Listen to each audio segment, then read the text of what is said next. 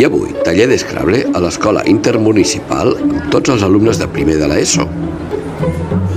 Una activitat on el català esdevé l'eix central, lúdica, divertida i integradora. I com sempre hem comptat amb l'ajuda de professores i tutors. Sol és castellà, no? És sol en català. No, però és que... No, en català és sol, no sol.